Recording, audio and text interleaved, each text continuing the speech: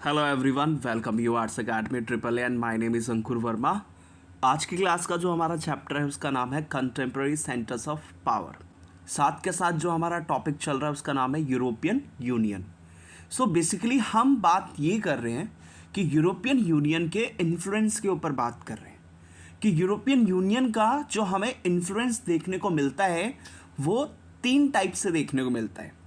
एक तो हमें इकोनॉमिक देखने को मिलता है, दूसरा हमें पॉलिटिकल एंड डिप्लोमेटिक देखने को मिलता है, और साथ के साथ तीसरा हमें देखने को मिलता है मिलिट्री इन्फ्लुएंस। हमने प्रीवियस क्लास में यूरोपियन यूनियन के इकोनॉमिक इन्फ्लुएंस के बारे में डिस्कस कर लिया है। अगर आपने वो वीडियो नहीं देखी है तो उसको पहले देखिए, फिर इसके बाद इस वीडियो से आप कंटिन्यू कीजिए। इसके बाद आज की क्लास में हम डिस्कस करेंगे कि जो यूरोपियन यूनियन है इसका पॉलिटिकल और डिप्लोमेटिक इन्फ्लुएंस कैसा है, वो भी कहाँ पे, वर्ल्ड लेवल पे। तो यूरोपियन यूनियन के आज की क्लास में हम डिस्कस करेंगे पॉलिटिकल एंड डिप्लोमेटिक इन्फ्लुएंस के बारे में।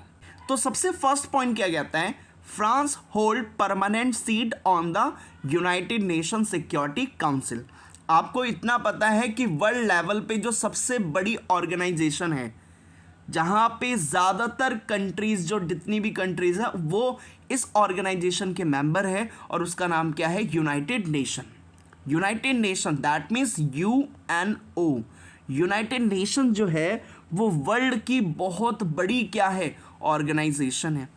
और साथ के साथ इस ऑर्गेनाइजेशन के आप देख सकते हैं यहाँ पे कई सारे कंट्रीज़ के फ्लैग लगे हुए हैं, और ये उन कंट्रीज़ के फ्लैग लगे हुए हैं जो UN के मेंबर्स हैं। अब UN के एक पार्ट है जिसका नाम क्या है, यूनाइटेड नेशन सिक्योरिटी काउंसिल। अब यूनाइटेड नेशन सिक्योरिटी काउंसिल के जो टोटल मेंबर्स होते हैं बेटा, वो होते हैं 15, जैसे आप यहाँ पे देख सकते हैं। और 15 में से 5 इसके परमानेंट मेंबर्स होते हैं और 10 इसके नॉन परमानेंट मेंबर्स होते हैं। अब 5 परमानेंट मेंबर कौन कौन से हैं, तो इसमें सबसे पहले लिखा हुआ है चाइना, दूसरा है फ्रांस, तीसरा रशिया, फोर्थ है यूनाइटेड किंगडम मतलब कि ब्रिटेन, और फिफ्थ है USA मतलब कि यूनाइटेड स्टेट ऑफ अमेरिका। इसके साथ साथ जो 10 परमानेंट मेंबर हैं वो हर 2 साल में क्या हो जाते हैं, चेंज हो जाते हैं।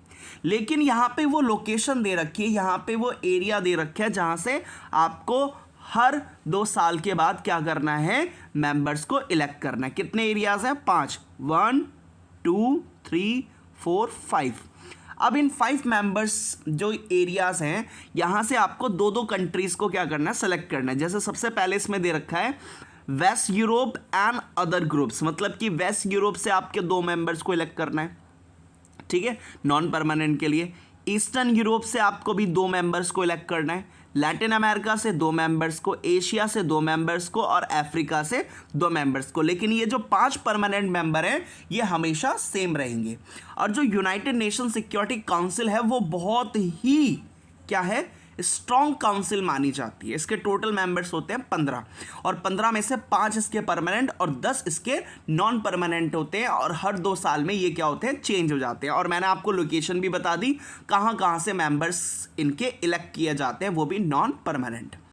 अब इसमें अगर हम यूरोपियन यूनियन के पॉलिटिकल और डिप्लोमेटिक इन्फ्लुएंस की बात करें तो उसका पॉलिटिकल इन्फ्लुएंस हमें ऐसे ही पता चल जाता है कि यूरोपियन यूनियन का एक कंट्री जिसका नाम क्या है, फ्रांस, वो होल्ड करता है यूनाइटेड नेशन सिक्योरिटी काउंसिल की परमानेंट सीट।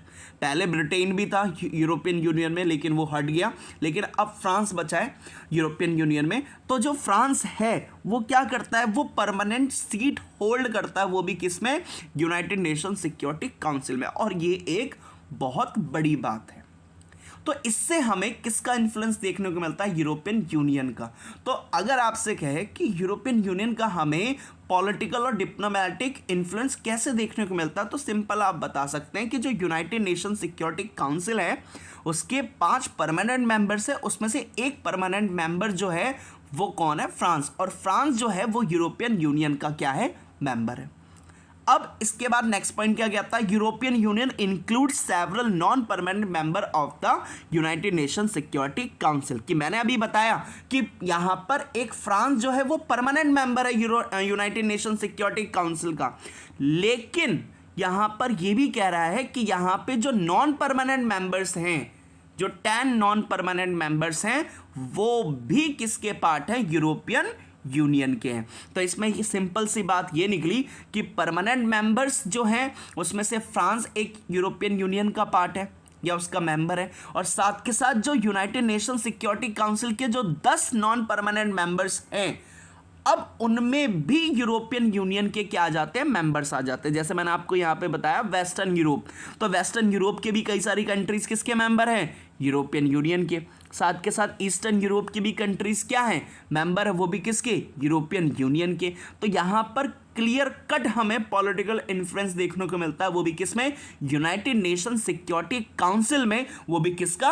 यूरोपियन यूनियन का। तो होपफुली आपको 2 पॉइंट समझ में आए होंगे। अब थर्ड पॉइंट क्या कहता है? The European Union to influence some US policy. अब आपको देख के ही पता चल रहा है, आपको जैसे प्रीवियस क्लास में हमने बात की थी, यूरोपियन यूनियन का मेन अगर हम देखें ट्रेड में बहुत ज़्यादा क्या है? रोल है, और वो भी यूएस से ज़्यादा रोल है। तो इससे क्या होता है कि जब जिसकी ज़्यादा पार्टिसिपेशन होती है तो उसका डोमिनेंस भी उतना बढ़ जाता है। तो same as it is European Union का हमें क्या देखने को मिलता है? डोमिनेंस देखने को मिलता है, इन्फ्लुएंस देखने को मिलता है, वो भी यूएस की पॉलिसीज में। दैट मीन्स कि यूएस कोई भी पॉलिसी निकालता है तो वो हमेशा मोस्टली किसके फेवर में होगी? यूरोपियन यूनियन के फेवर में होगी। क्यों? क्योंकि उसे पता है कि अगर मैंने यूरोपियन यूनियन के अगेंस्ट में कोई पॉलिसीज बनाई या उसके अगेंस्ट में कोई एक्शन लिया या फिर मेन अगेंस्ट में उसके कोई एक्ट किया, तो वो उसके लिए अच्छा नहीं है। क्यों? क्योंकि यूरोपियन यूनियन जो है वो कोई छोटी मोटी ऑर्गेनाइजेशन नहीं है, बल्कि बहुत बड़ी ऑर्गेनाइजेशन है, और इतनी बड़ी ऑर्गेनाइजेशन है कि मेन उसका अब इन्फ्लुएंस भी हमें देखने को मिलता है, वो भी यूएस की पॉलिसीज में, कि यूएस अगर कोई भी पॉलिसी बना रहा है या कोई भी एक्शन ले रहा है तो वो यूरोपियन यूनियन को देख के लेता है कि यूरोपियन यूनियन के अकॉर्डिंग लेगा। क्यों? क्योंकि इसे पता है कि अगर मैं उसके अकॉर्डिंग नहीं लूँगा तो बाद में लॉस किसका होगा? यूएस का होगा। इसके बाद नेक्स्ट पॉइंट बढ़ते हैं। नेक्स्ट पॉइंट क्या कहता है? It use of diplomacy, economic investments and negotiation rather than coercion and military force has been effective as in the case of its dialogue with China on human rights and environmental degradation। इसका मतलब कहने का simple ये है कि China जो है वो क्या कर रहा है? ह्यूमन राइट्स का वॉल्यूशन करता है, साथ के साथ एनवायरमेंटल डिग्रेडेशन की एनवायरमेंट को हार्म करता है। जो यूरोपियन यूनियन है, यूरोपियन यूनियन यूज़ करता है क्या? डिप्लोमेसी यूज़ करता है, साथ के साथ इकोनॉमिक इन्वेस्टमेंट यूज़ करता है और नेगोशिएशन यूज़ करता है, वो भी rather than the coercion and military force. मतलब कि वो चाइना के ऊपर दबाव नहीं डालता और ना ही मिलिट्री फोर्स का इस्तेमाल करता है, बल्कि has been effective has in the case of the dialogue with the China, कि जब भी वो चाइना से बात करता है, कौन बात करता है? यूरोपियन यूनियन बात करता है। ठीक है, तो यूरोपियन यूनियन जो है वो अपनी बात करने के लिए चाइना के, मतलब अब चाइना से वो बात कर रहा है, लेकिन कोई ना कोई मैटर्स होंगे। किस चीज़ पे बात कर रहा है? जैसे कि ह्यूमन राइट्स पे बात कर रहा है, कि चाइना क्या कर रहा है? कई सारे लोगों को मतलब कि उनके ह्यूमन राइट्स नहीं दे रहा, साथ के साथ एनवायरमेंटल डिग्रेडेशन, एनवायरनमेंट को ज़्यादा हार्म कर रहा है। तो जब भी यूरोपियन यूनियन चाइना से बात करता है तो वो डिप्लोमेसी इस्तेमाल करता है, इकोनॉमिक इन्वेस्टमेंट्स इस्तेमाल करता है, साथ के साथ नेगोशिएशन इस्तेमाल करता है। कि यूरोपियन यूनियन जो है वो बहुत पावरफुल है, उसके पास मिलिट्री भी बहुत पावरफुल है, साथ के साथ उसके जो मेन ट्रेड में इन्वॉल्वमेंट है वो भी बहुत ज़्यादा है।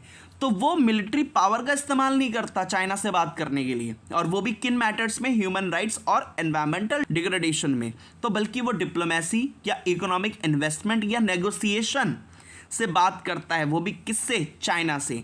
चाहे तो वो मिलिट्री का भी इस्तेमाल कर सकता है, लेकिन जो यूरोपियन यूनियन है वो इस्तेमाल नहीं करता। क्यों?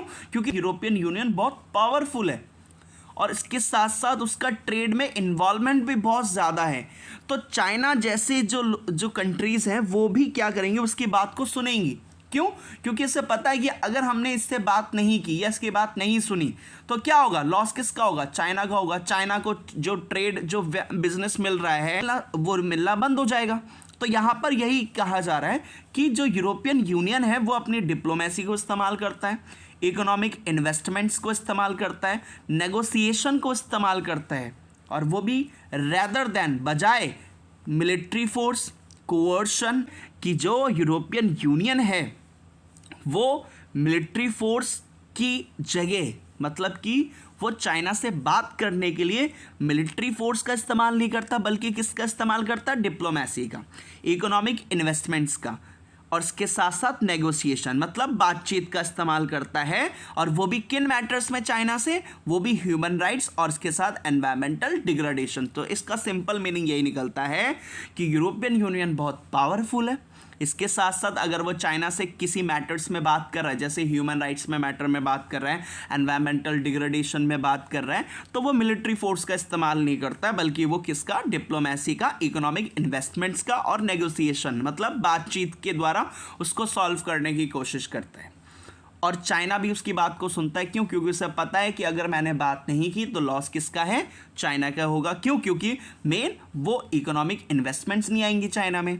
तो ये वो रीज़न है जिसकी वजह से मेन चाइना उसकी बात सुनता है।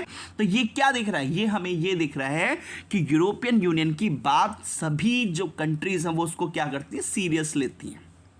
ठीक है, और यही उसका क्या दिखाता है? पॉलिटिकल इन्फ्लुएंस दिखाता है कि हर एक कंट्री जो है वो अपनी पॉलिसी बना रही है, और वो किसके अकॉर्डिंग बना रही है? यूरोपियन यूनियन के। तो यहाँ पर एक बार रिकॉल कर देते हैं। सबसे पहला पॉइंट क्या कहता है कि जो फ्रांस है वो होल्ड करता है परमानेंट सीट, वो भी किस में? यूनाइटेड नेशन सिक्योरिटी काउंसिल में। तो यूनाइटेड नेशन जो सिक्योरिटी काउंसिल एक बहुत बड़ी काउंसिल है, उसमें एक परमानेंट मेंबर यूरोपियन यूनियन का है, और वो कौन है? फ्रांस। लेकिन इसके साथ साथ हम ये भी देखते हैं कि कई सारे नॉन परमानेंट मेंबर्स भी जो हैं सिक्योरिटी काउंसिल के, वो किसके पार्ट हैं? यूरोपियन यूनियन के। इसके साथ साथ यूरोपियन यूनियन जो है वो कई बार यूएस की पॉलिसीज को भी क्या करता है? इन्फ्लुएंस करता है। और साथ के साथ हमने ये भी देखा कि चाइना को या चाइना से अगर मेन यूरोपियन यूनियन बात कर रहा है, वो भी किन मैटर्स में? ह्यूमन राइट्स के मैटर्स में, एनवायरमेंटल डिग्रेडेशन के मैटर्स में, तो वो मिलिट्री फोर्स का इस्तेमाल नहीं करता, बजाय वो किसका इस्तेमाल करता है? डिप्लोमेसी का, इकोनॉमिक इन्वेस्टमेंट्स और नेगोशिएशन, मतलब कि मेन नेगोशिएशन के थ्रू वो बात करने की कोशिश करता है। क्यों? क्योंकि उसे पता है कि वो बहुत ज़्यादा क्या है? पावरफुल है। और चाइना को भी ये बात पता है कि मेन यूरोपियन यूनियन बहुत पावरफुल है। तो इस वजह से यूरोपियन यूनियन मिलिट्री फोर्सेस की बजाय वो डिप्लोमेसी का इस्तेमाल करती है चाइना से बात करने के लिए, वो भी किन मैटर्स में? ह्यूमन राइट्स और एनवायरमेंटल डिग्रेडेशन के मैटर्स में। होपफुली आपको ये समझ में आया होगा। Thank you.